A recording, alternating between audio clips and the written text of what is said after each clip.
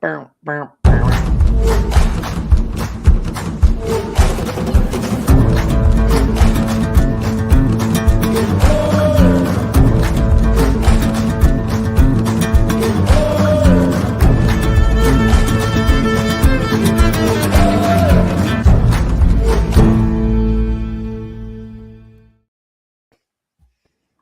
Good evening, everybody, and welcome to another episode of Fire Up. Are we fired up tonight or not? Sure. Yep. If that's what you want to call it.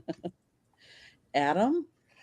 Well, my bracket almost got busted with that Duke misery, but I'm doing better. I was doing better towards the end of it. I was like, holy fudge. Yeah, between Wisconsin and UNC, I'm not off to a good start. So, Well, UNC was missing a couple of their big players. yeah, if Duke had lost, I mean, I would have been done. yeah, I think I think pretty much everybody would have been done. Yeah, I think a lot of that one scared me. I got in the car and I turned it on my Sirius as I was working, and I was like, "Is that score right? 43-34?" And then I was just like, "What the hell?" But I was listening to that Wisconsin game. They blew that. Oh yeah. Yeah, that's what I've heard. I mean, I didn't watch it. Obviously, I was at work, so probably better that I was at work and not watching it. So, Right? You might have broke your TV. I mean, he had that little kid Martin, and he seemed to be pretty good. I mean, I only got to listen on the radio, so I don't know anything about him. But Samir, did you watch any of it? I watched like the very end of it, like when it was possible that Duke might lose. I was No, like, no, the Wisconsin game. Sorry, oh, Wisconsin game, I didn't see it. No. I was just wondering. Everyone was saying I that was Martin working. kid was. Everyone said that Martin kid was small with Jeremy, and he was really, really good. And let's face it, Chase Johnston, the guy that shot the last 2-point shot, it was his only made 2-point shot of the season. He normally is only a 3-point shooter. They normally sit him on the outside, and he has made 68 out of 138 attempts of 3-point field goals this whole season. He's made 1 of 5 2-point shots. That one was those last 11 seconds to go to beat Wisconsin. 1 in 5. That's a number that should ring in your head. Unfortunately, Candy, your team is not very good as the 5 seed. No, we're awful as the 5 seed. They've lost 4 in a row now at the 5 seed. Here's the crazy thing: the 5 seeds are like your mid players of the Power 5 conferences 9 times out of 10. And who do they get beat by? Mid-major conference champions that actually have really good rosters and really good fundamentals. That's what you see most of the time. Mm-hmm. Yeah, and what I was saying in pre-production is that Wisconsin they played very rocky this year. They played the really good teams really well because they beat Michigan, they beat some of the the ranked teams. But when they're playing teams that weren't ranked, they didn't play good at all. So I was afraid of this game, and I obviously that came true to fruition, unfortunately. But that's why they call it March Madness. Did you guys see also that McNamara played all 5 guys for almost the whole game except for 10 seconds? He finally subbed someone. I think that was a big key to why whatever that team was that lost to Duke. They didn't have any subs. Wait, did they just not have enough players? I mean, I have no idea. I don't know because I didn't start watching until like the very end. I just saw they were up at halftime. I'm like, what's going on there? The only sub they made, Samir, was 10 seconds left. They put in Jeremy Davis. I think that was his name. But he was, all the other guys played the whole game. They didn't come out once, which is why I really think that they struggled down the end. Because they were running gas. Because they started throwing air balls. They started, from what I was listening to, I mean, obviously I was working, delivering heavy ass shit today, but yeah, but yeah, the McNamara ran 5 guys, almost a full Duke only ran 7. Or they As I had look to. at They the had to keep their. Well, they don't have half their team either. They have 2 major guys out, their center and their point guard, and I Right. think they're supposed to get their point guard back possibly not the end of this weekend, but next weekend, and then their center back could be back for the Final Four if they make it that far. Is that correct? That could be. Yeah, I'm not. That I don't know. Let's see. Does it say? Obviously, don't follow Duke anymore, huh? Yeah, no. Anymore because they're not in our division. Oh yeah, they are. ACC.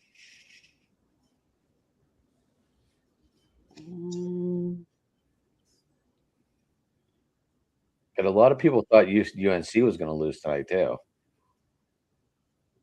They got close to falling off of their bracket too. 83-78, I think the final was. It was. Let's see. Did you guys not pay attention to any basketball today? Time. Look at me. One day I pay attention to basketball, and everyone's looking at me like, "What the hell's going on here?" Who are you, and what have you done with Abum? Michigan took care of what they needed to. Texas A&M beat St. Mary's. That's a 10 beating a 7. Is that really an upset in your guys? Yes and no. It's not as big as like 12 versus 5. Right. What about what are Texas we doing? We are BYU? Keaton Kaufman. We are talking about the NCAA tournament.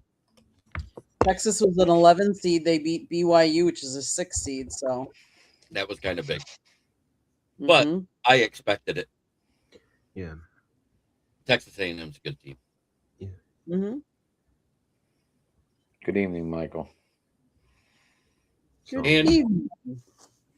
I have to say it in the way I love to say it. Overrated State lost today to TCU, and I picked that.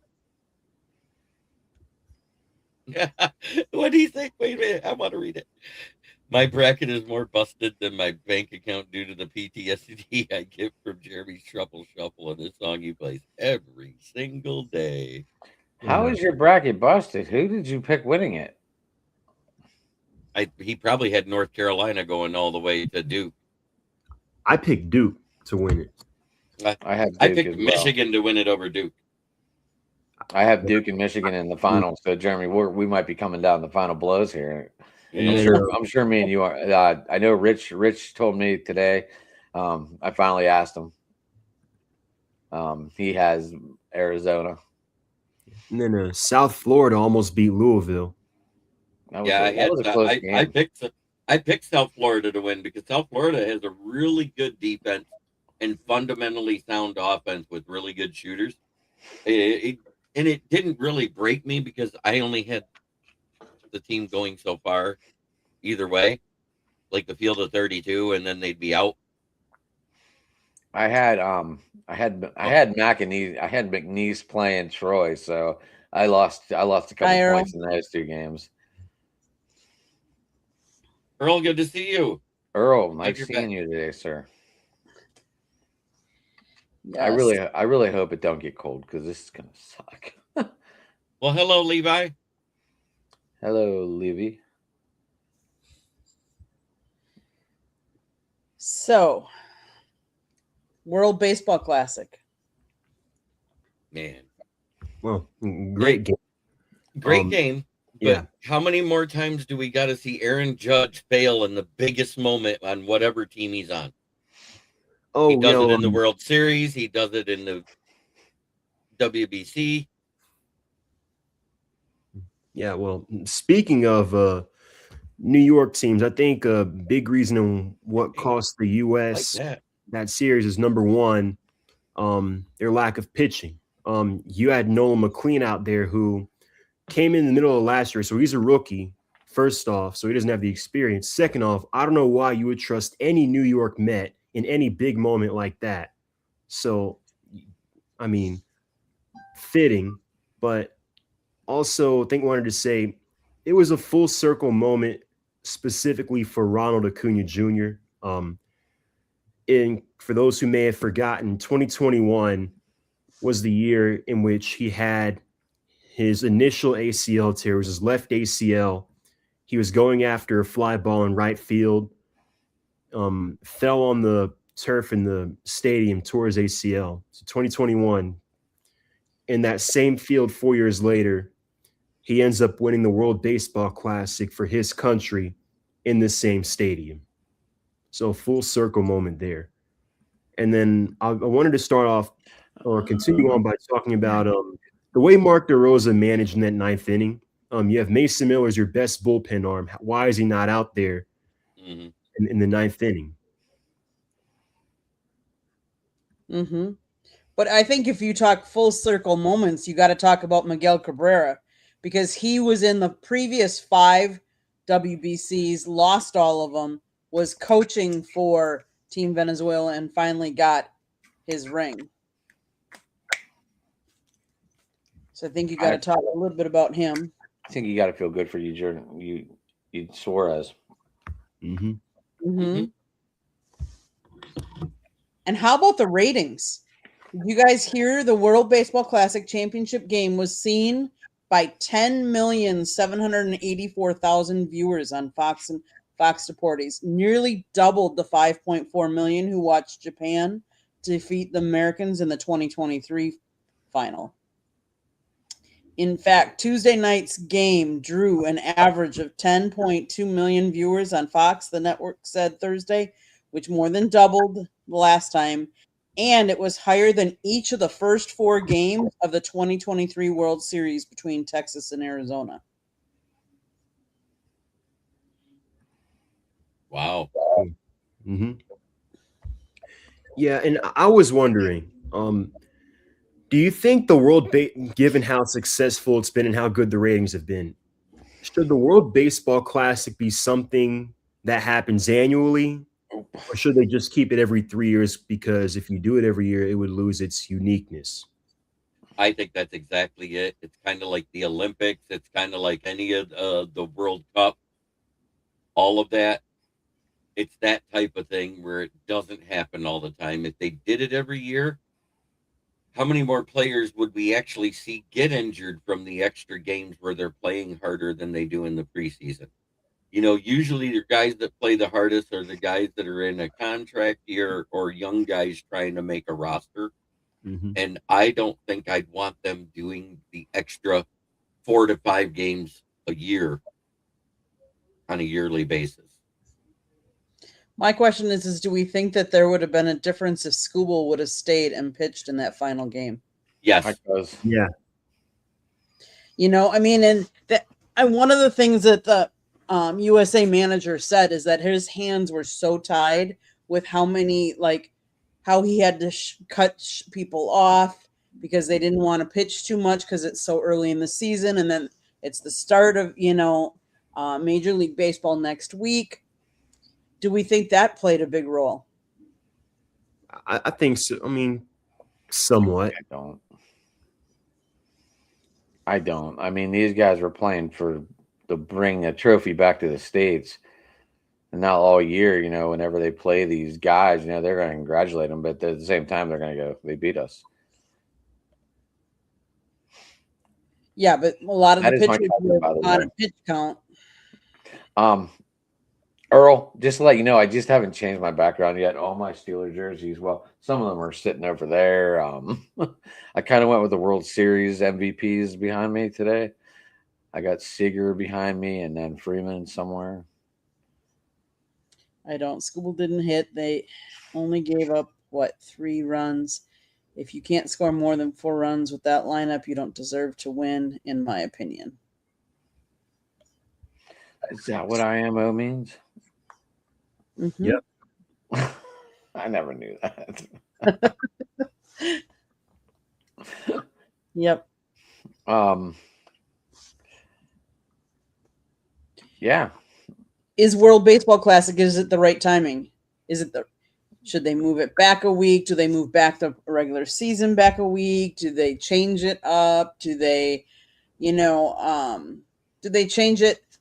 I think someone said, I don't remember who it was. They talked about playing all the early rounds and then that last game playing it like instead of the All-Star game or during All-Star week. I had heard something about that where somebody suggested like making it a 3-week break at the All-Star break instead of a 1-week break, and having like the semifinals be before the All-Star game, and then the WBC the next week. That way they would get 5 days of rest at least between each game. But the problem with that is there's only 190. That was this year, which was the most that's ever played. 190 players out of the MLB. So if you break that down off of 30 teams and divide it to that's 6 players per team that's playing in it worldwide.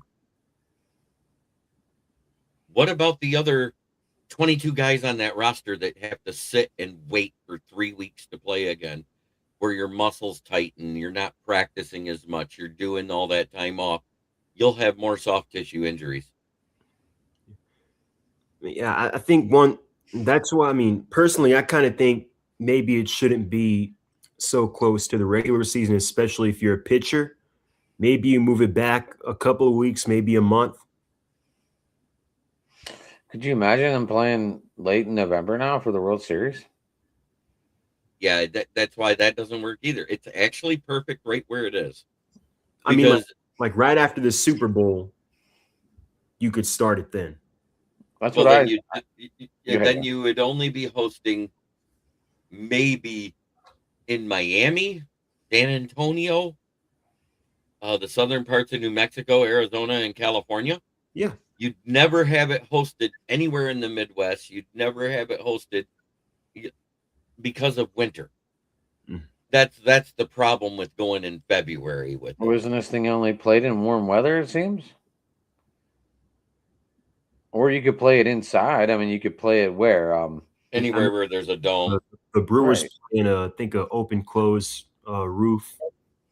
Right. Right. I mean, I mentioned last time making it before the Super Bowl, like starting it then. That way, it rolls right into spring training. That way, these guys are done right when spring training starts. But that doesn't give these guys anyone to practice against because the Pirates or Detroit, didn't one of our two teams play the team, Germ? Which one? Didn't one of our two teams play the international team or the World Baseball Classic team? I think the Pirates played Venezuela. Yeah, it could have been or something like that. Something like that. But I mean, Venezuela played one. Great Britain. All the teams played one prior to the WBC playing. At least all the main ones did. Japan, Korea, Great Britain, Italy, U.S. We didn't have to because all of our guys are in the MLB. Right. Very few were coming out of college or something like that. Mm-hmm. I mean, we're never going to have a right answer. There's going to be a debate every time, no matter what. Yep. Right. I think it's perfect where it's at. The only thing you might want to do instead of having the semifinal and the final games being so close together, just so you could get the best of everybody, the best pitcher, maybe push it back another day or two, just 2 days. It wouldn't push back the opening day of the season at all. It wouldn't hurt because they're already missing spring training, but they're actually playing games and training with their WBC teams. What would you guys think of putting the final game as like a best out of 3 series? No, I think it'd be too much. I think you want to reduce the number of games. Well, I mean, not reduce, but you don't want to add more games, especially right before the season. Right.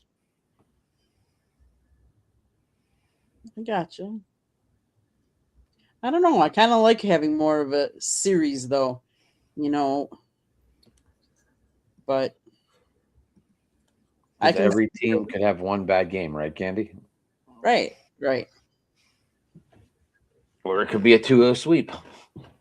Let's face it, the World Series isn't one game. Nope. In baseball, so I don't know. We don't have the answers, obviously, but that's why we're here Nobody to does. talk about it. exactly. But it's fun to talk about it. It's always What- fun to talk about. I have an awkward question. Did you guys fill out brackets? Yeah, I did not. Okay, so Tuesday night on my show, they wanted to talk about their Final Four, but when I hit competition mode, I don't want to know everyone's Final Four until it officially starts, so people can't steal other picks. So I didn't talk. I literally fought for not talking about it on Tuesday night, huh, Jerm? Oh yeah, And I might have pissed some people off, but I feel that in competition, you don't want to know your opponent's. Right. Oh, So I don't know if I was in the right or wrong about this, but I felt I was in the right, obviously. I agreed with you. I didn't want to talk brackets with people that I was going to be bracket busting with. Right. Mm-hmm. Like, say we were ready to go into the show, and all of a sudden, we start talking about brackets, but it don't start for 2 days. And we're lo all and in the behold, there was one thing I did get right. The What's only that? player that Michigan was missing was LJ Casey. All the other guys that he was talking about being hurt, they played today. Oh, for Michigan? Yeah. Dylan was like, well, they got 4 guys out. I said, they got 4 guys out that has been out for 2 weeks, and 2 or 3 of them are due back to be back for this. So I said, the one guy's got a season-ending injury. That's it. That was LJ Casey. You don't know what you're talking about. Remember, You're not from Detroit, Jeremy. What are you talking about? Right.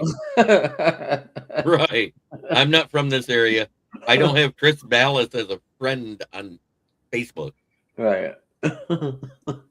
And anybody that knows about the Wolverines knows who Chris Ballas is, because he's been running the Michigan Wolverines Insider website and magazine now for 10 years. So, Samir, are you keeping an eye on that Georgia St. Louis game? You look like you were watching something. I was checking the NBA scores actually. But I was score watching that, and I was kind of flipping between that and the March Madness games. But I know Luka came back tonight. Yep, they're beating the Heat right now. I know that. They were See, losing. look, I paid attention. I paid attention to part some of that basketball today. I paid attention to some basketball today. You guys should be happy. I am proud of you.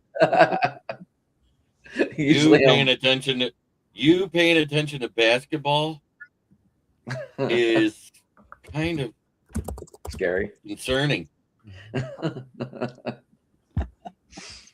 Oh, shit. Wow. Well, I can officially say that Scott got to interview Don Mattingly this past weekend.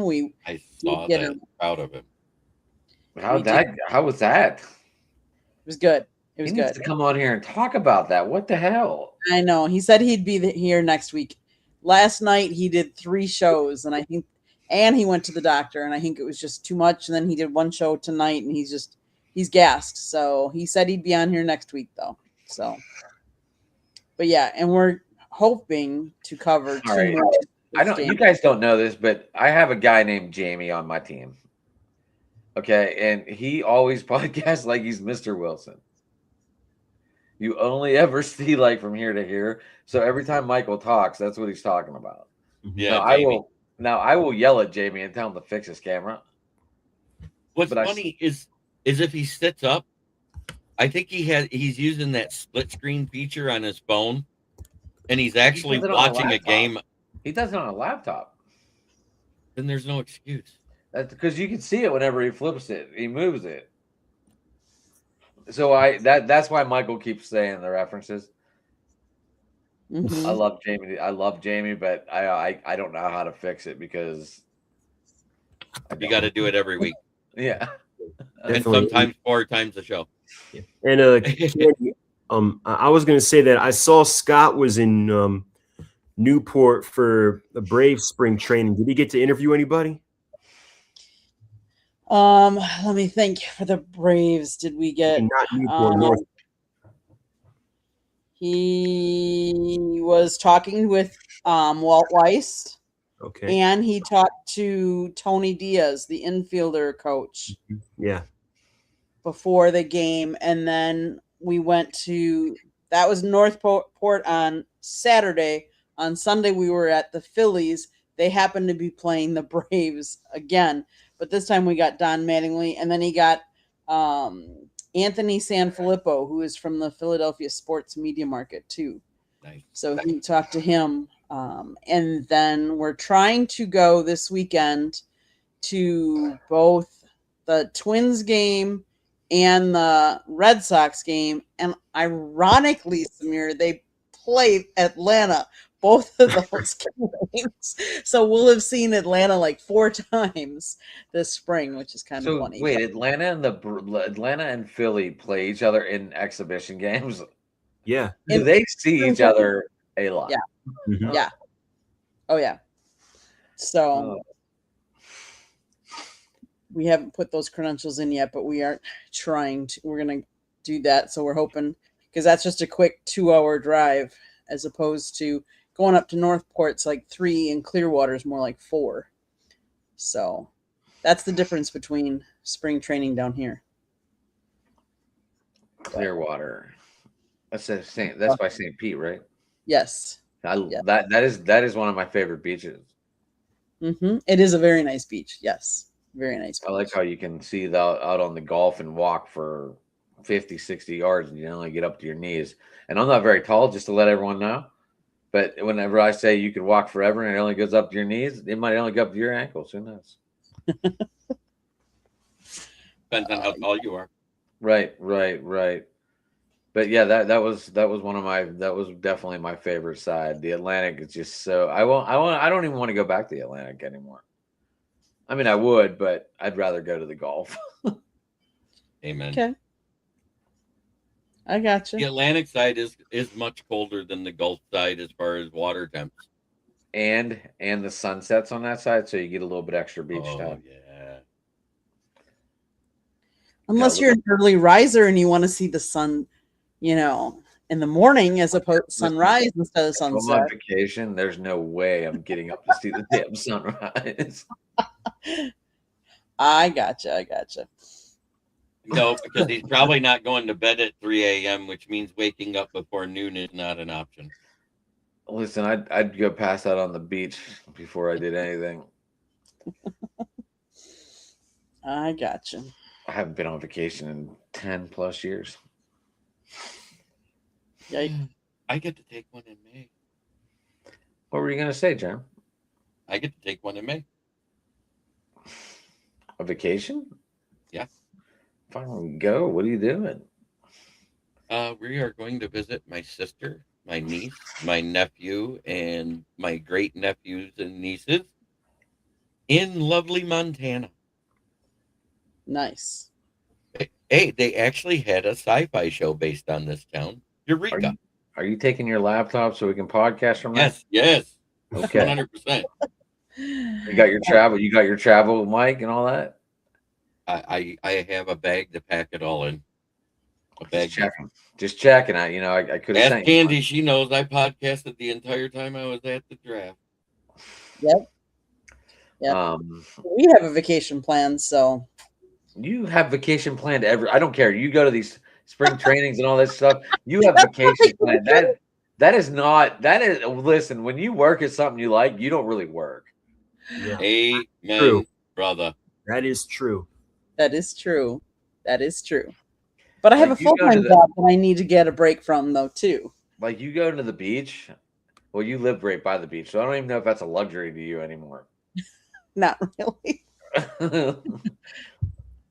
Yeah. Like, do you ever just go to it just to go? Not really. Not normally, no. You know what's weird is I went to the beach less when I lived in Tampa, which Tampa Bay has a lot of beach. Right next to it is Clearwater. And I went to the beach less then than when I grew up my entire life in Michigan. Mm-hmm. Yeah. I mean, we do go to the beach at times, but not too often. So I'm sorry, you got to go get that saltwater feeling. You got to get the vibe. It's just an atmosphere thing. And that's okay. I have a distinct fear of wide open bodies of water. So if it's bigger than one of the inland lakes in Michigan, I probably haven't been in it except maybe Lake Huron. You wouldn't go in the Gulf? Didn't. The first day I stepped off the bus and got picked up by my grandmother. We go home, we watch the news, and there was a bull shark attack in Tampa Bay. Oh. And the person passed away. I said, yep, that's it. I'm not going in the ocean. I'll still go. I don't care. And that they were talking about how many more sharks there were in the Tampa Bay area, and they went over that stretch of clear water where the water's all clear, and they're showing people, and you're seeing sharks swimming between the people. I'm like, yeah, no. I think when you've been down here long enough, you get to the point where you don't want to swim in the ocean because you don't know what is in the ocean. Whereas you could swim in a swimming pool just as nice. Like, you know what's in there. That almost got ruined too, because I ended up, when I moved from Tampa to Zephyr Hills, they had to call animal control to get a gator out of the pool. Yeah, I was going to mention, you hear stories of alligators in swimming pools. That's all you need. Like, no, like even if you have that full fence up, you're recommended to have. They can. You leave a door open Right through, yeah. Like, but that's your fault. That's your fault if it gets in with the door wide open. That's your fault. Mm-hmm. They're so strong, they can push through it. Look at Motown Mitch eating Yeah, sharks. I was going to mention something similar happened, not with the shark, but a bear a few years ago. A bear, Jesus.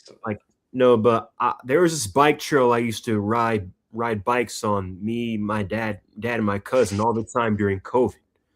And it was a few years ago, somebody just spotted a cub bear just walking around in broad daylight. I haven't been back to that trail since. You can't be scared for everybody. Well, if there's a cub there, who else is there? I know. I get it. You got to live a little bit, though. I get it. Okay, guys. NFL free agency. Who do you like? What do you not like? Okay. I love what the Raiders are doing. I love certain moves for certain teams. You can say what you want. The Raiders made a lot of moves to help their team. Mm-hmm.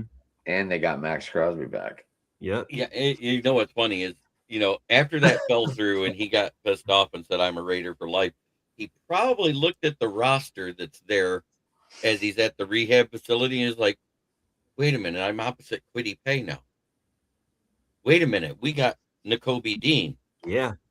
Wait, we got a safety. Wait, we got a couple corners. Holy crap, I got teammates on defense. I'm not the defense anymore. We even got a center and a lineman. Yeah. And they got a potential number 1 pick quarterback, and they got a number 1 pick quarterback on the way.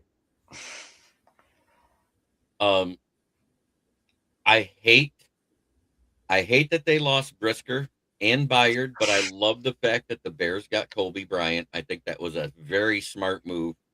But that's all they got on defense in the secondary at the safety position right now. I know Brisker decided to go black and gold, huh? Yeah. Hey, good move for you. They also lost Nahshon Wright. That's a big loss. Nahshon Wright. They lost the other corner too. Who was the other one that they didn't keep? It was they lost Brisker. They lost Wright. They lost Byard.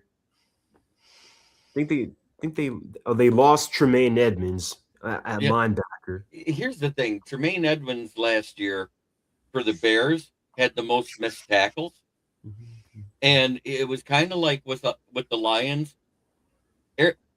Alex Anzalone, while he was up there in like 3rd or 4th in tackles on the team, he also had the highest missed tackle rate this past season. It looked a lot more like what it did in 2021 with Alex Anzalone. He was okay in coverage. He did this okay. He did that okay. But that's why the run game suffered. Because once Kirby Joseph and Branch went down and we weren't collapsed in the pocket after Aleem McNeil came back, because for some reason they decided to keep Reeder in there instead of Talik Williams. And you can go look at it. Prior to week 9, teams were averaging only 2.7 yards per carry against us with Reeder and Williams in there. Reeder stays in, Aleem comes back, and teams start averaging 4.3 yards per carry. That's a big reason why we started losing games. We couldn't stop the run, which allowed other teams to control the time of possession, which is what we used to do. Yeah, definitely. Thank you, Earl. I'll say and I was gonna say about the Bears. I really thought they were a pass rush away from taking that next step, like being a serious contender, and they still don't have a pass rush, and their defense got worse. So they're not going to have the turnover.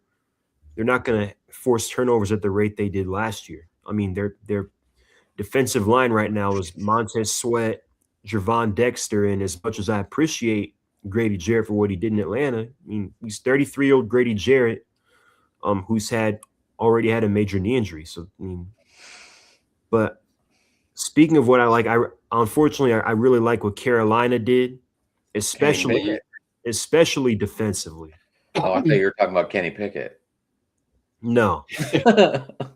I'll tell you what we are talking about. I think Carolina and the Raiders probably had the best offseason of all the 32 NFL teams. I think the Steelers had a good offseason. You had a solid offseason. We don't know what you have in Will Howard yet. You hope he's OSU's Will Howard and not like C.J. Stroud NFL OSU quarterback. I'll take his first year. I'll take C.J. Stroud's first year. Yeah, but you already wasted the first year by having. No, I mean if we're gonna start comparing that, I'll take C.J. Stroud's first year if that's what Will Howard's gonna do in his first year. What is it? What do we get? You want to know someone you know what you'll know what you have in? Kirk Cousins. Oh, did they sign him? No, I'm saying. I mean, they could sign Kirk Cousins if Aaron Rodgers doesn't come back. And personally, I think I would almost rather have Kirk Cousins at this point than Aaron Rodgers. Kirk Cousins looked good for the couple games he came back and started. Yeah, I know he looked good. I mean, he definitely. I mean, I think you'll agree with me, Samir. He definitely relived the Kyle Pitts experience. Yeah, I mean, the Kyle Pitts experience against the Bucs. It's something about the Bucs when they play the Bucs. Yeah, he was on my bench. I started him that way. 42 points on my bench. Yeah, but I think in all seriousness, I would actually rather have Kirk at this point than Rodgers. I know you'd definitely rather have Kirk back than Tua. I don't know about that. I know I would. Not at that price tag. Not at that price tag. I think this is a great trade for Justin Fields. I'm going to comment on that because he has Andy Reid to really teach him offense more, and he has Patrick Mahomes to learn off of. But I think Andy Reid is going to finally teach Justin Fields how to play football again. Well, I mean, if Andy Reid can't fix him, and no one can. No one can. I don't think anyone can, anyways. I've said it ever since he was drafted that it was a big mistake, that they'd regret it. Well, I think one of the issues when he was drafted was Ryan Pace was known for trading draft capital. Like he went through draft capital, always traded up. So keep in mind, they traded their future first-round pick because he was trying to save his job to go and get him. So when Ryan Poles first got there, the Bears didn't have that first-round pick, that early first they could have used on a tackle or another receiver or whomever to help him out. Michael, this is my grunt style sweatshirt. It just says Patriots on the front, grunt style on the side, and then on the back it says 0 fucks given. Hey, I like that. I know we're not allowed to swear on the show, but guess what? I know. Pick one. I heard a G though. I didn't hear a CK. I heard a G. Yeah. I heard fudge. I heard fudge. Like the. Sorry, I tried to cover it. Didn't work. Pick one movie. Pick one. Next year. Look, everyone knows I have it. Right now, I'd be going Bryce Young. I don't know yet. I think I need to see one more year of each one. Like, who's the real? Like, I want to know who's the real CJ Stroud. Is it rookie CJ Stroud, or is it CJ Stroud from the past 2 years? He's already gone through 2 offensive coordinators. He's not on a good track. They're kind of going in opposite directions. Bryce Young looked like a bust. I meant CJ Stroud. I was talking about CJ Stroud already gone through a couple offense coordinators. Yeah, I know. I'm talking about Bryce Young now. Like, see, and that's why I never judge off of a rookie year. I never, ever judge off of a rookie year. CJ Stroud's rookie year looked like the second coming of Andrew Luck. Mm-hmm. And then Bryce Young, he looked like. Well, keep in mind, he looked like Ryan Leaf. He looked like Ryan Leaf. Well, keep in mind, to be fair, he had a horrible team then. Yes. It's going to be like watching Malik Willis this year. Oh my God, that's somebody who lost this year. Yeah, he better off staying the backup in Green Bay. And the only reason he's not crying because he's is making that all 60 that million. That 60 million he's getting does not get state tax or jock tax. Yeah, getting that 60 million, and you get to live in South Beach. I mean, say less. And then you get to watch the Dolphins pay for all the players they just traded and gave away. Pay for them. What do they got? 107? Didn't we say 175 million in dead cap term? When it's all said and done, because there is ones that have not been added up yet, and that's what everybody forgets. That the toll is not being taken yet. It's horrible. I guess on the bright side, they have like 7 picks in the top 100. Yeah, so clearly they're building for the future. Good for them. Earl, I don't know where Kirk Cousins is going to end up. I think Jets or Pittsburgh. It seems like Arizona wants to start Brissett. So I think Jets is an option. Pittsburgh. I have seen rumors about the Raiders. Maybe they don't want Mendoza to start day one. They'll start Kirk for a little bit. Then halfway through the year, they'll make that change. I mean, I don't see that. Like that. I don't like that at all, Samir. Do you like that? With the number one pick, no, you not really. Need to be ready for NFL play if you're the number one pick. Heisman winner, yeah. And I think you consider all the investments they made in building that team around him and what's already there. I mean, yeah, I don't see him sitting. I don't see you drafting a player, quarterback number one, to sit. Yeah, Mendoza won't sit. I mean, what if Mendoza doesn't live up to the hype? He had one good year. Well, then. He had one good team and one good coach. Right. You got to look at it that way, too. It's not just about him. It's about the situation he was in. Did he have anything close to what he had in Indiana at Jackson State? He had 3 of those players that transferred with him. And it was the best 3. They all showed out there for Indiana. Plus the fact that Aiden Fisher had been there developing into one of the best linebackers in NCAA. All of that, all accumulated to what they were able to do. Right. I mean, I'm still not sold on him, obviously. I'm not sold on him, but in a year where everybody else compared to him is kind of booty cheeks. All right. I mean, I'm not trying to be mean, but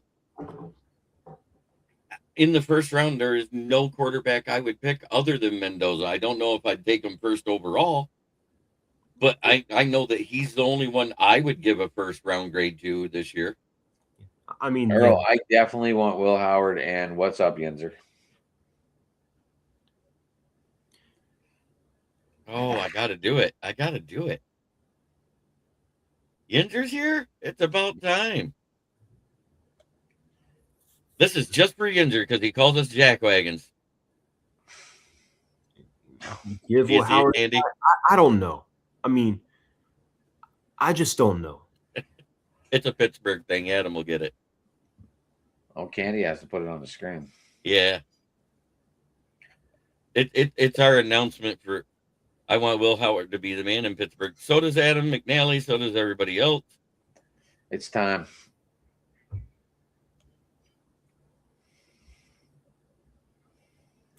Well, I mean, or how about this? If you are the Steelers and you kind of want to try to put your chips forward, do you call the 49ers and send a second for Mac Jones? I don't understand why they didn't send a fourth for Jalen Waddle. Well, it was a first and a fourth. It was a late first, but yeah, I mean, could you imagine Waddle, Pittman, and Metcalf? The thing is the Bills were the one that was shooting to get him first, and they were the highest bidder for the first few days that after Jalen Waddle was announced that being on the trade block. But it was a second and a fifth. So they decided, fine, we'll one up you on both of them. We're going to go a first and a fourth. This is a great move for Denver. Well, and then obviously they're not going to want to trade him. They'll be less inclined to trade him in the division. Right. Yeah, but Adam, as I was asking, you wouldn't send a second for Mac Jones? I would. Yeah.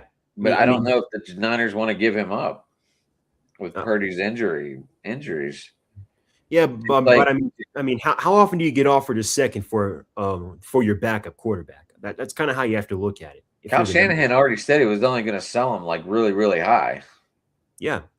Well, I mean, no one's giving up a first for a backup. I mean, right now, I think there are quite a few teams he could start on, but as of right now, he's a backup. So if you get offered a second for a backup, you take that 10 times out of 10. I don't think San Francisco would, because they got offered a second last year at the deadline for Mac Jones, and they turned it down. By who? That was a rumor. I don't remember anybody doing that. Was it a rumor? I thought it was some truth. Yeah. Because I mean, I heard there was like 6-7 teams interested in Mac Jones. Well, I mean, again, if you, because right now, whether it's Will Howard or Kirk, I think Will Howard at his best, and right now Kirk, I don't think that or Kirk, one of those two, I don't think that changes the trajectory for Pittsburgh. What they've been, it's a 9-10 wins, one and done. But if you get Mac Jones, I think Mac Jones can win you a playoff game, maybe two. I mean, you've got the weapons. The offensive line, I think, is good enough. I think we still need one more wide receiver. Someone typed up there that they, I think Ginzer typed it. I think we're still going after wide receiver in this first round as well. I think you should go. I think you should finish off your O-line myself. Our O-line's very young still. Because how old is TJ Watt? Is 30, 31 now? So realistically, how many years of prime TJ Watt do you have left? So you kind of want to make the most question.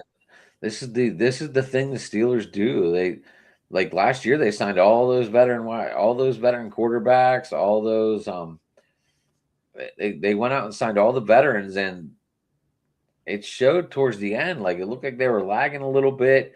I mean, that the playoff game came, they were alive, but I mean, they didn't look like they were top tier playing. Like my thing is, I just realized TJ Watt's never won a playoff game. Nope. And he's 31 now, so maybe he has 2 or 3 years of elite play left. So, I mean, if you've got to send a first for Mac Jones to try, and if that's your best shot, you have it, maybe winning up, making a run, because the division is definitely gettable. I think, like the state of the division, I think it's definitely gettable for Pittsburgh. And you would do it. Red Wings pulled it off versus the Canadians. They were down 1-0 at the beginning of the third. They won 3-1. Sweet. I don't know. I like Mac Jones. For my dynasty purposes, I'd be okay with it, but I don't know if the Steelers are going to do it. I really think they want Will Howard or Aaron Rodgers. I mean, that's what it looks like. Oh, I know. I said 0-2. Don't worry about it. But Omar Khan did say the door is still wide open, but please set a date. See, Luka had 60 tonight, and they said he was available to play, and apparently he is available to play. So, Candy, what's going on in your world for the Packers? I heard you got 3 number 2s on your roster for quarterback. Do we? I haven't been. I'm sorry. I accidentally included Love as a QB2. Thanks. Thanks. Much love. How do we feel about Wentz returning to the Vikings? I think that means that JJ McCarthy is QB3 this year. And I find it hilarious. I mean, he never should have been taken in the first round anyway. Well, especially after you heard at the end of your presser when they drafted him that Kwesi said he drafted him off of his college PFF score. What? That makes that. I mean, I guess that's why he's out of a job now. Yeah, exactly. He drafted him off his PFF score. Do you know what the problem with PFF and quarterbacks are? Best friend. If you are a running quarterback, you have a higher score. Rush it all, you get a higher score than a guy that passes 20 yards down the field accurately. That's weird. PFF, I have found, and I don't know if anybody else has, when you look at their scores after a game, the most consistent ones are trench play on both sides of the ball. It's like they get that right in how they rank them. You get outside of that, and the further you get away from where the ball is at, the worse they get. Tight ends, I don't know how they rank them because they got guys that with a PFF score that's off the charts. And I was like, this guy had 20 catches and 300 yards and a touchdown. What is this? Blocking, maybe, Jerm? Yeah, it doesn't make sense. You know what I mean? I don't know anything about this. Now, I will say we also are hopefully going to be going. Monday is the Hurricanes Pro Day. So hopefully we'll be going down there for that. I only want to know 2 things because I know how they work on the field. When you go, I just want to know the 40 times for Ruben Bain Jr. and Akeem Messidor. Then my Pitt Panthers beat your Georgia Tech Yellow Jackets today. Baseball. I don't know. Actually, did they? I don't know. I just saw just smiling. He's like, I don't know. Did they? They probably did. Pitt's not very Pitt. I don't know Georgia. Samir, I'm gonna find my Georgia Tech hat one of these days. I have like 6 of them. Really? Yeah, I have a Tech basketball jersey. I'll hang it up next week. It's from the 90s. They played Auburn in baseball today and they lost. Oh, my computer. I don't know. Maybe it's the 25th. I don't know. ACC play did start though. They play this weekend at Pitt. Well, it's starting tomorrow.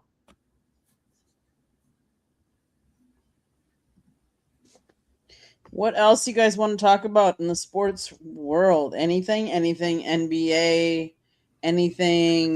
We can talk about the Eastern Conference. I think the Eastern Conference is bad. Shit, I didn't pay that close attention. Shit, I'm out. Yeah, I was going to say that the Eastern Conference might be back. Like, I think it's as good as it's been in a long time. Where, like, what I can say is, if you look at it for who's the playoff teams in the East and the West, the East is a lot more bunched together. There's not as much room from top to bottom as there is over there in the West. The bottom West team is so far out of it, they can barely move up to the next spot. Yeah, and it's ironic because that's got to be the New Orleans Pelicans is in the West. But it's got to be the Pelicans. It's got to be. Like, realistically, next year, you could have 12 teams, 12 out of the 15 teams, provided the Nets are still bad. You've got the Bulls who are rebuilding, and provided the Bucks do trade Giannis, you could have 12 teams in there that might be trying to get 8 spots. I have been watching a lot of Insta. Is that what that is? Instagram? I don't know. But a lot of these people are all discovering like how Jordan played, and they're all like, he's way better than LeBron. Duh. That's what all of us old heads want to say. So guys, let's see if you. I'm gonna test your knowledge here. Oh shit! No, Here we no, Adam, come on now. I want you to see if you can come up with the top 10 best draft picks in NFL history, Super Bowl era. Got to go like in any order or no particular order. Yeah, you can whatever order. All right. So so in no particular order, I think you have to have Lawrence Taylor on there. You have to have Tom Brady. I say Tom Brady has to be number one. Yeah, Tom Brady, Lawrence Taylor, Jerry Rice, Joe Montana, Dion. Did you put Dion in there or no? It's questionable. Questionable. You have to have Ray Lewis on there. So you guys got 1, 2, 3, 4, and 8. Ed Reed. Okay, he's not on the list, but okay. He should be on there. Jim Brown. Nope. He did play into this. Nope, he didn't make it. Okay. What about Ray? What about Ray Lewis? We already said him. Said Ray Lewis. He said did Ray we? Lewis. Yep. Aaron Charles Donald. Woodson. Charles Woodson. No, he did not. Neither of them made the list. Wow. Wow. Let me think. What about I Curtis thought that Martin? he was a Jet. He never played in a Super Bowl. She said in the Super. She said in the Super. What do you mean? He didn't. Hey, I think Super Bowls are included in this. Roger Staubach. Wait, yes, he did. He played in the Super Bowl with He's on the list. Roger Staubach. Yes. Curtis Martin. Didn't he play in the Super Bowl with New England? No. How about Reggie White? No. Randy Moss. The ends are saying Randy Moss. Warren Sapp or Randy Moss. No. John Lynch. No. Oh. Keyshawn Johnson. What about Terry Bradshaw? How about Peyton Manning? Because Jack Lambert. And exceeded expectations there. Peyton Manning? Nope. Jack Lambert? Nope. You guys are missing 3 of them. Number 7, number 9, and number 10. Can we get some help? I will say one of them. 70 years here. Orlando Pace. One of them is a Packer. One of them is a Bear, and the other Aaron one Rodgers. Yeah, Brett Favre. Nope, Brett Favre. No, he wasn't a pick. He wasn't a pick. Brett Favre. It has to be Devontae Adams then. No. Go back further. Sterling Sharp. Bart Starr. Bart Starr. Okay. He was Super Bowl there, or was he before? What about Walter Payton? Won the first 2 Super Bowls. So yes. No, Walter Payton. No. What's one of the other teams? Nowitzki. Chicago. Ray Nowitzki. Oh. Let me think. Chicago. Buckets. William. Mike Ditka. No. Mike Singletary. Richard Dent. Ryan Erlacher. Okay, Richard Dent. And then the last one is number 10 is a Bronco. Oh, John Elway. John Elway. No, he was drafted by the Terrell Davis. I was going Terrell Davis. Terrell Davis. I must have jinxed, and I was like, wait, I missed that. Wait, I thought Terrell Davis was undrafted. He was drafted in the 6th round, 196 in 1995. So I'll go the list 1 through 10. It was Tom Brady. He was taken with the 199th pick. Joe Montana was taken with the 82nd pick. Lawrence Taylor was taken with the 2nd pick. Jerry Rice with the 16th pick. Shannon Sharp with 192nd pick. Roger Staubach, 129th pick. Bart Starr, the 200th pick. Ray Lewis, the 26th pick. Richard Dent, 203rd pick. Terrell Davis, 196th pick. If Miami didn't show up to watch the other guy and then saw Ray Lewis play, would have Ray Lewis still got noticed? Because he wasn't being looked at by anyone. He got looked at by Miami by total accident. I don't know. Look at all these people. Look at all these.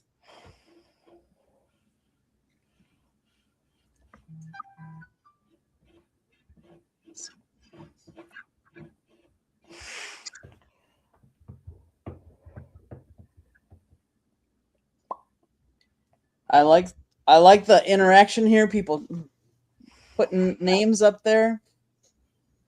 Ray Neiske. Wow, that's a throwback. That said is. Nowitzki. I thought that was the Bear personally. Wait, he's the Packer, right? Yes. I'm gonna say the one Packer that you wouldn't see up there for best in the Super Bowl era is Tony Mandarich.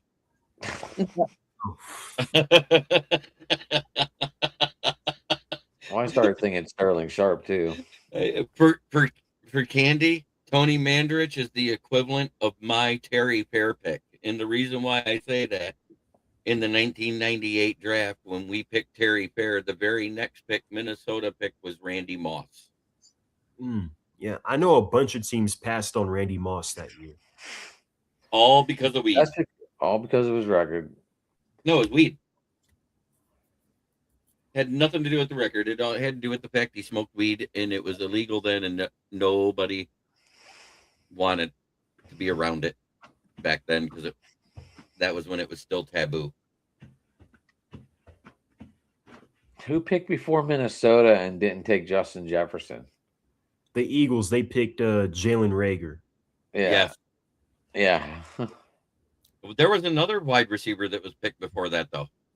Who was the other one? Are you in Pittsburgh, girl? I don't even know where you're from. They picked Henry Ruggs that year. Yeah, Raiders took. Think about that one. And that's then, even wow. And then what we did next year, I don't know, it's probably not as bad considering he's an All-Pro and a Pro Bowler, but we picked to start our rebuild Kyle Pitts, 4th overall to start a rebuild, and then you look at the guys that went like Jamar Chase, like you saw what Justin Jefferson was. Jamar Chase was the wide receiver 2 on the LSU team. Look at that, Jamar Chase, Nate Sewell. We talked.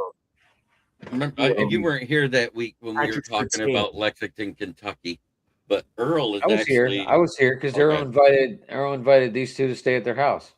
And then I told him that I actually used to live down there, and I got invited too.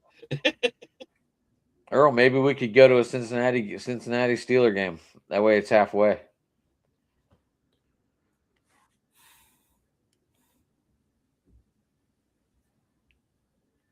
Yeah, he was having a breakout year that his second year as well before he got that game-winning touchdown against the Steelers that year. Yeah, I remember that.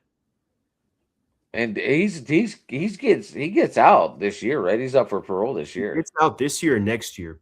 And he's still on Dynasty. He's still in Dynasty. If you look up his name, he's still in the Dynasty leagues. You could pick him up if you wanted to. His parole hearing is in just before camps break, so I think it's in May. But will he get signed? No. Well, here's the crazy thing.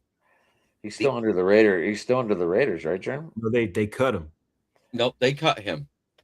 Here's the crazy thing about it. The parole board already said if he gets paroled, they're signing the extension for him to come back and play in the NFL so he can leave the state while on felony probation or parole.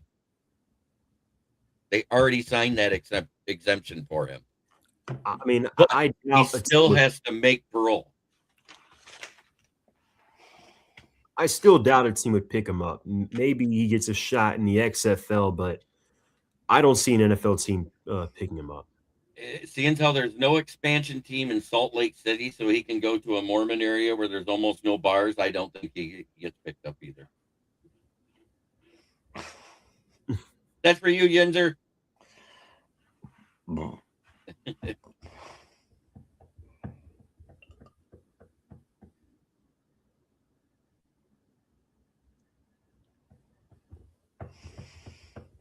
Saying someone's going to sign him.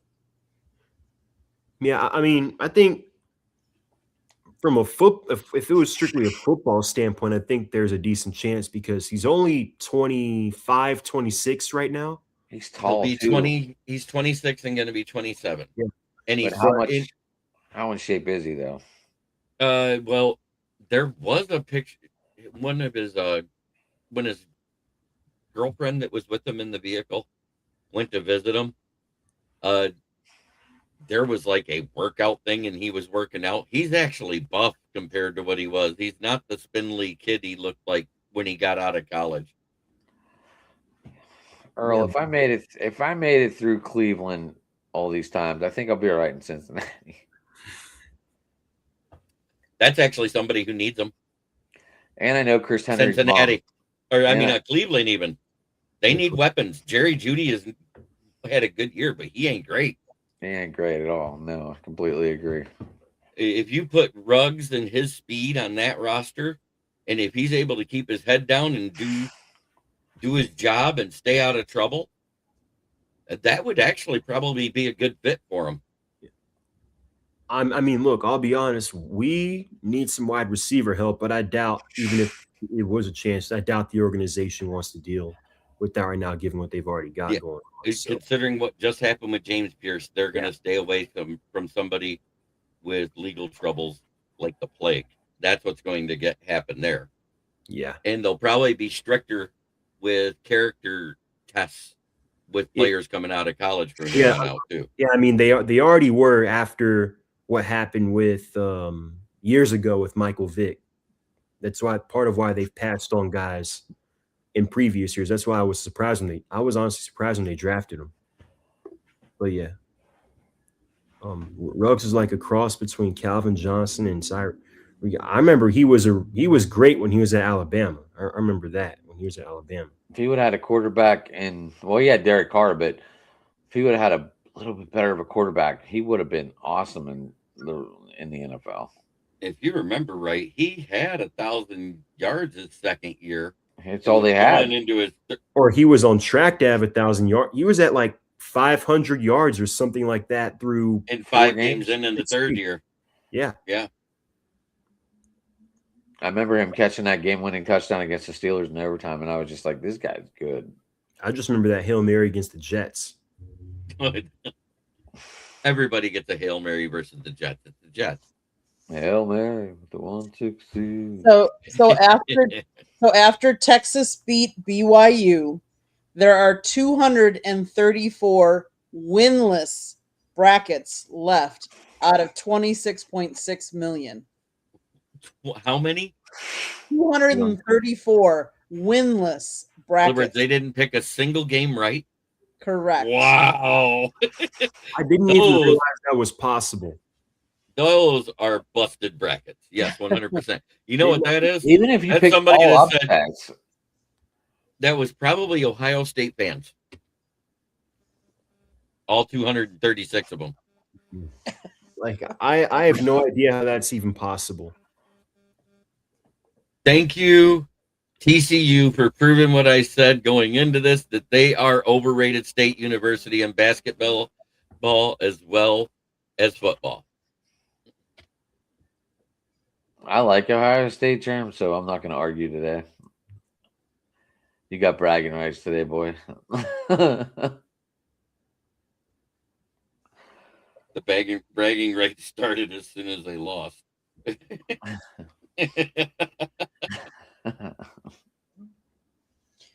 Samir, what's happening in your town? So obviously the Braves season is around the corner. If you were to ask me last year what part of the roster I felt the best about and what part concerned me, I would tell you the starting pitching I felt best about and the bullpen was a concern. It's the opposite this year. This is probably the most confident I felt in the bullpen in a couple of years, but the starting pitching, our top three, you have Chris Sale, Ronaldo Lopez, and Spencer Strider. All three of them have lengthy injury concerns in history. Then you've got Bryce Elder as our fourth starter. You're either getting 6 innings, 2 earned runs, or 2 innings, 6 earned runs. There's almost no in between there. And then we might have potentially 2 rookies for that fifth spot. There's Didier Fuentes, who's 20, pitched a little bit last year. He had some potential, but I do think he needs at least another year in AAA. Then you've got J.R. Ritchie, who I think at this point is probably the most ready between the two, between our pitching prospects. So I think he might get some time in the majors definitely this season. And how about the Atlanta Hawks? 11-game win streak.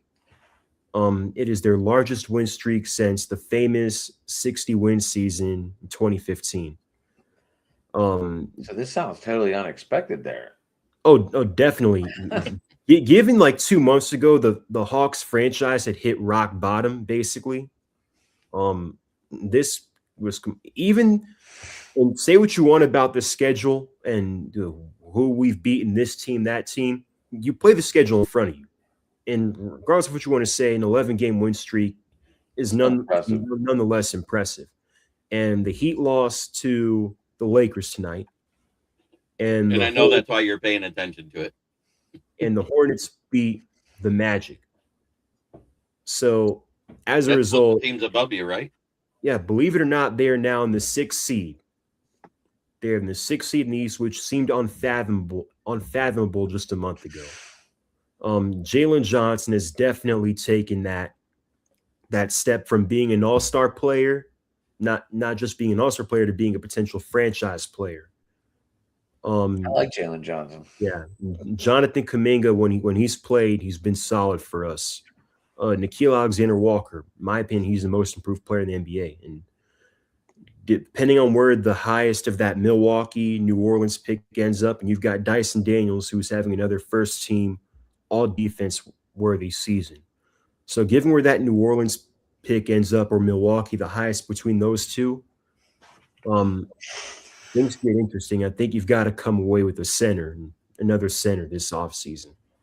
So even with that, they still might not even make it out of the play-in. That's how good the East has been as of lately. Yeah. So that's it for my town. Jeremy, what's up in your town? Well, the worst thing that could have happened to the Pistons happened, but luckily it's the least serious of injuries. What it is to Cade Cunningham. He has a punctured lung that he suffered on Tuesday. It was the lowest grade of it, and they're saying that he could be back as soon as 2 weeks. It'll be reevaluated then. If not, he won't miss the playoffs. He'll be back within a month. So huge sigh of relief here in Detroit. But when you're only ahead by 5 games in the East, we needed the win and we got it tonight. Hallelujah. Granted, it was the Wizards again. And considering the Wizards were at our house and that's who injured us, I don't remember the name of the player, but when I heard it described on how it happened, it was a loose ball foul, and they said it was unintentional, but the way the announcer said it, it looked like he tried to side suplex him, and he landed on his elbow, and his elbow pushed his rib into his lung. That sucks. That's unfortunate. Mm-hmm. But other than that, we are 6 days away from opening day? Isn't it next Wednesday? Giants hosting the Yankees. I'd say it the way I do in my sports chat, but that isn't proper for a published broadcast. Gotcha. Anything else going on in Detroit? Nothing? We've signed quite a few free agents this week. I couldn't believe it. We found our replacement for Khalif Raymond, whose numbers dipped last year, but was still effective in returning the kicks and his name's returning the punts. No. We picked up Greg Dortch, a guy that's been at the Cardinals with fencing the last 3 years, averaging over 24 yards per return in kick return and 8.9 yards in punt returns. He also has 4 returns for touchdowns in his career of 8 years, who started as an undrafted free agent and worked his way onto a roster. His second year in, when nobody picked him up before the draft, his agent called him up and suggested that he takes a job in the UFL. Guess what he told him? You're fired. Because he got a phone call from a GM while he was, and the GM's name came up on his phone while he was talking to the agent.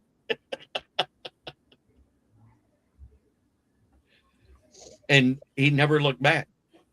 And last year was probably his best receiving year, with a down year out of MHJ. Everybody said Marvin Harrison Jr. was going to be this great wide receiver out of Ohio State. I think it had more to do with his lineage and the way he played at Ohio State, but you never really saw it with Arizona. He started out good, but it started to fall off his rookie season, and that continued in a sophomore slump. Hopefully he can bounce back, because who was it? Michael Johnson and Greg Dortch looked great with Jacoby Brissett. And Arizona's saying that's who they want as their starter this year. They're probably going to draft a mid-round quarterback to learn behind Jacoby Brissett.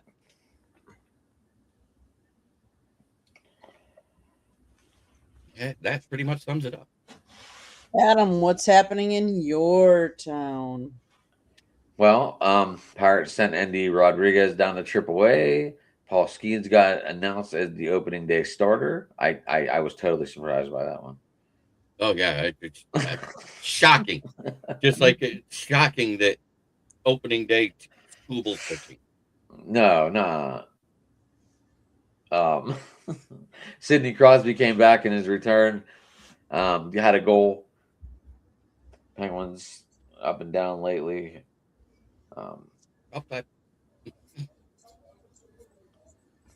Erik Karlsson scored 2 goals in one game. Wow, that is actually impressive. Yeah.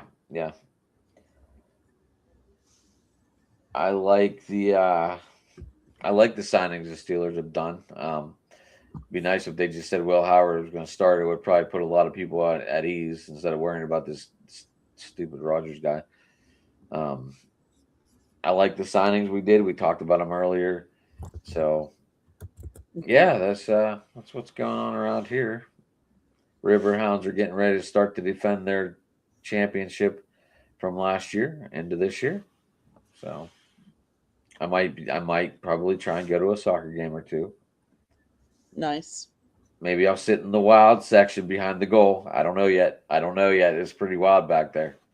They don't sit down the whole time and they just scream and yell and blowing those stupid horns. Gotcha. Whatever that is. Yeah, so. Adam, here's a question for you from Merle.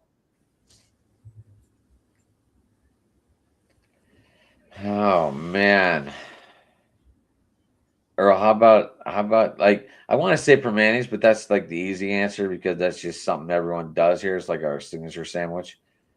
But I will ask, people were talking about this today, and that's funny. So I don't remember any of the restaurants they mentioned today, but I will get back to you next week on that because I know that they talked about some good restaurants around here.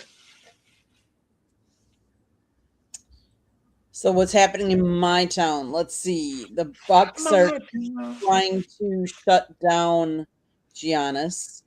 He's injured again, so they kind of want him to stop, but he doesn't want to. Candy, look who's in the chat. It's J.I. Oh my goodness. Hi, J.I. He's alive. And well. Nice. J.I., I might have did that shaving the beard thing. He looks like he's Jamie Malloy with a hat. Oh, get the fuck out of here.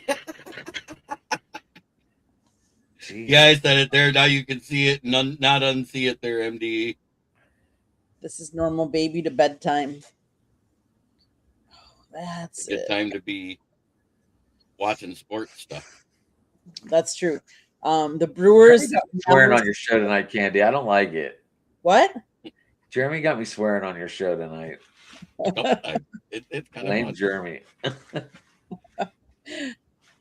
My fault. You got a potty mouth. I do. I have a trucker mouth, but I'm a good guy. I just have a trucker mouth. But most people that swear are good people. Yep. Even though your husband would have kicked me off by now like 4 times. Yeah, but I did. I might have got away with it last week too, though. Paul, yes, she is. Candy is from Milwaukee. Milwaukee. Yes. Milwaukee, as they say in. And they did say that Jordan Love will be throwing out the first pitch at the Milwaukee Brewers opening day. They also are going to be playing a clip from a movie about Bob Uecker, and it's going to be like the first 20 minutes of the movie or so. Yes. I'm sorry? Major League clips? Just a bit outside. No, they're going to do the better clip. Paul, you're in. And today and tomorrow is Die Hard night, where anybody alive the last time the Brewers won a World Series will get free entry into the stadium. So, Paul, Waukesha, I'm actually from Menominee Falls, but most people don't know where that is. So I know right where Waukesha was. That was where my doctor used to be. So funny story. I had to be in Milwaukee for doing computer repair, and I had to look up pool halls, and there's a great one in Waukesha, and I used to go there. And they had a tournament, and it was 10 ball. I never heard of it. So I said, "Oh, I'll play." He said, "You ever play it before?" 10 ball's played like 9 ball, except you have to call the pocket like you do in 8 ball. Does that make sense what I'm saying? Like, if you're going to make the one, you got to say. So every ball you need to call your pocket. You got to call your pocket. Just the pocket. You don't have to call how many rails or a carom or something like that. You just have to say, I'm going to hit the one, and it's going to go here. So if it ends up there by accident, and it's like, I called that. It's exactly. As long as it went in the pocket, you called. That's awesome. And you have to call if a combination lines up for the 10, you have to say you're going to play the combination of the lowest ball to the 10. Shit, well, anyways, I'd be very bad at this game, Jeremy. There was 120 players, and it cost $25 for the entry fee. It cost $10 for the greens fee, so that was $35. And I made it to top 10, and I ended up walking out with $110. Good job. At least it wasn't only top 3 paid. Oh, top 3's good. That's all I have to say. 50% of whatever they take. Jeremy, play me in pool. 100%, Earl. I would love to. I have a couple of pool sticks. One is a custom. You're like Uncle Phil of Fresh Prince of Bel-Air, aren't you? I got a sneaky Pete. It ain't called Lucille, though. Jeffrey, break out Lucille. Yeah, that's exactly where I was going with that. And the other thing I would say is, yes, I know we talked about March Madness. I'm going to take it to the frozen side. I believe both Wisconsin men and women's team are in the NC2A on the frozen pond side of things. Did he score that goal? Was that the Wisconsin kid that scored that goal? Yeah. Yes. Or it was like Gordie Howe, or Bobby Orr, where it looked like he was falling and he hit it out of midair and batted it in. Yes. Are you a ranked player, like a tournament ranked player? Because the rankings start, the top players are AAA, that's the professionals. AA and single A are semi-pro. Then there's a double B plus, a double B.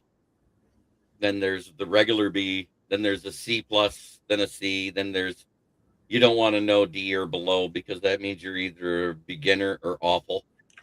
Yeah, I'd be in the F category. You'd be in the F category. They don't have an F category. It stops at D. You cannot be ranked. I would create the category. They would create a category for you? That's impressive. And I would call it the F category. I might try and slip it in as 3 letters after that. You never know. I might get some more people involved in that one. I want to be in the F category. What the F is that? Jeremy, you have an awkward question out there. How do bra sizes compare to pool rankings? How it's just the opposite. In other words, the AAA is not a training bra.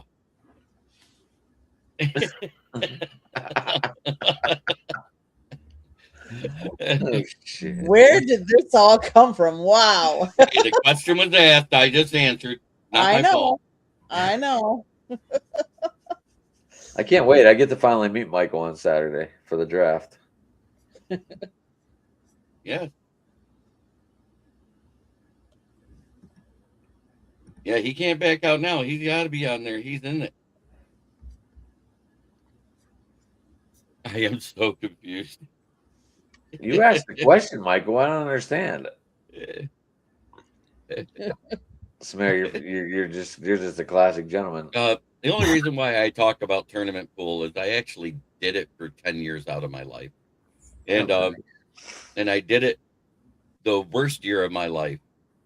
I was getting into my, I did a bunch of local stuff. I never got into the ranked tournaments like that. And the year my son passed, the same year I did, when he asked me that question, it just took me time to get mentally where I can do it. I was signed up for a big tournament. It was we did. We did. Yeah, we found our 10th. APA, good. In 8-ball, I'm a 6. In 9-ball, I'm a 7. He'll know what that means. But anyway. Wait, Black Widow was a pool player, right? She Jeanette Lee. Jeanette, Jeanette Lee. Yes, I knew her. She still is. She survived cancer, and she's finally getting her hair back. Wait, AJ Lee does the Black Widow, and then there's a Black Widow pool player named AJ Lee. Jeanette Lee. Jeanette Lee.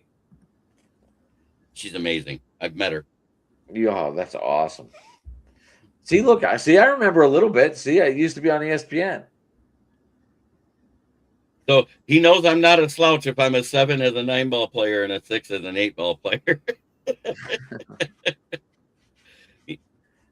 But the bad part is the only thing I don't like about APA is even 8-ball is flop. If you hit your ball first and one of yours goes in, you get to keep shooting as long as it goes in first.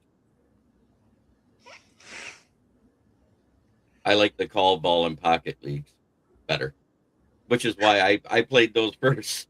Because that's how I was taught. My dad was a pool player. My grandpa played pool. What is Samir rank? What am I ranked? Yeah. I don't know. And pool. Do you even play pool? Do you play pool, Samir? I haven't played pool in a minute. Like would you just play at the bar if they asked you to play or whatever? Yeah, I would. Yeah. Put it this way, my friends love it when I walk into the bar and somebody's been there kicking everybody's butt, taking their money. Yes, indeed, Jeremy. Okay, guys. Anything else anybody wants to talk about? Otherwise, we're going to go around the room how people can get a hold of you. Let's do it. Going twice. Samir, how can people find you? You can find me here on the show every Thursday night. You can find a lot of my articles on South Florida Tribune and the new Sideline Sports and Entertainment site that's just been recently relaunched. And you can find a lot of my content on Twitter at my X handles below ATL_Samir2401. You can find a lot of my articles there, a lot of my content there. Thank you guys for tuning in. I'll see you guys next week. Adam, how can we find you? You can get me at Sports Talking It on Twitter, Ad McNally on Facebook, Driving to the Top Productions on YouTube. I'm on a bunch of shows, usually 9 o'clock, and lately it's been Saturday through Thursday. So I think Sunday's the only Sunday, Friday, or no, sometimes they'll jump on with Jeremy on Friday, so I can't say that. But yeah, one Friday out of the blue, he goes, "You got a show tonight?" Yeah. I was like, "Sure, you can cop on my Lions Fan Cave chat." So, but yeah, so you can get me at Driving to the Top Productions on YouTube, and that's usually where I show all the shows. My cousin Beth stopped by and said hi. First time I've seen her make a comment, so that was cool. That's and awesome. Everybody have a good night, guys. Thank you. I'm gonna go because I'm gonna let Jeremy end the show. So okay, good. South Florida Tribune Publishing Company published a book, Lessons from the Microphone, Tuning into the Enduring Wisdom of Visionary Leaders. It is written by my husband, Scott, the Motor City Madmouth Morganrod. Jeremy, are you faking like you're reading again? Hey, Tyler, what's up, buddy? You missed what I did. It was great. Candy caught it, and I took her right out of her element because I sit there and I picked it up like it was upside down. And I go, "Oh." Jeremy, you see Tyler right there? You need a New England guy? That's your guy. Hey, Migs. What teams does he follow? Boston and all? No, just Boston, New England. He's a Pirates fan. He lives New England. I used to work New England and Pirates fan. Okay. Good. Get a hold of Adam. If you want to be a part of a Wednesday night show, I do an NFL show where I have fans of other teams. And then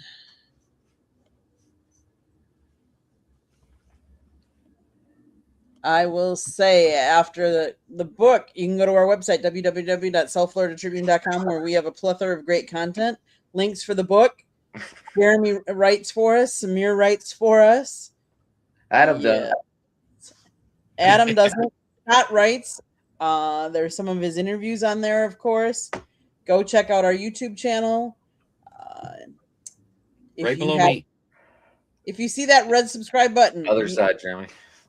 And you haven't, if you see it, that means you haven't subscribed to us. So please do so. Click it, like, a share us, and then turn your notifications on so you're notified every time we go live. You don't want to miss any of our shows or any of our videos. Definitely turn it on. And if you like to listen to podcasts, you can find us wherever you get your podcasts. If you want to advertise or be on our show or have topic ideas, you can always email us at southfloridatribune@gmail.com. With that being said, Jeremy, you can take us home and tell everybody how they can find you. Well, you can find my writings on the southfloridatribune.com underneath the contributor writings at the Motor City Tribune heading, where I write about the Lions. You can find me right here on the South Florida Tribune channel every Thursday night on Fire Up with my wonderful host, Candy. You can also find me on my channel, which is KCB Sports Network. I made it simple because I'm starting to cover the other sports, but primarily the Lions. I do Lions Monday through Friday and a Friday night show about the Lions and an NFL show on Wednesday. I got my baseball show that Adam's a part of on Saturday nights, along with Boston Paul that's in the chat. And this week, MDE, you don't have a choice. You have to be a part of it because you're in the draft.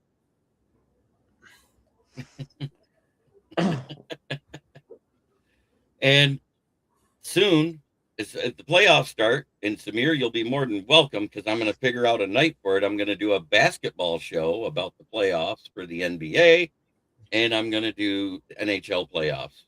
Yeah, hopefully we're in it. Yep. Hey, good luck to you.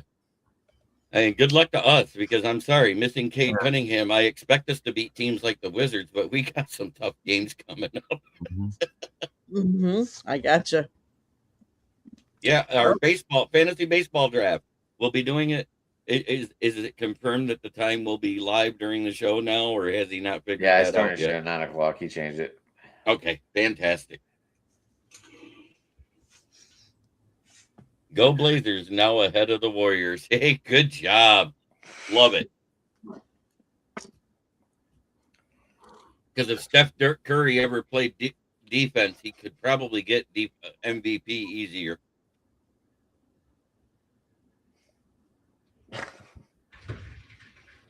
Copy that. Fantastic, Earl. I would love that. Burton, Michigan. I have a couple pool halls right around me. Even got this one that's conveniently named Earl's Place. Seriously, there's one about 5 miles away from me called Earl's Place. There's no D in Steph. Yeah, that's what she said. Jesus Christ. What do we get? Jeremy, you want to close us out? Try every day to be a better person than you were the day before, because that's the only way to make the world a better place, unless you're talking crap in sports, because it's fun. Oh, wow.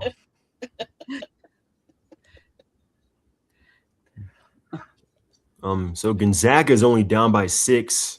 I mean, only up by 6 against Kennesaw State at halftime. Ooh, Kennesaw State. And Georgia is losing to St. Louis 55-32. With that being said, everybody enjoy all that March Madness. We're going to sign off, but thanks all for being in the chat room tonight. It was really engaging and hilarious at times. Thanks, everybody. Have a good weekend. Enjoy the draft.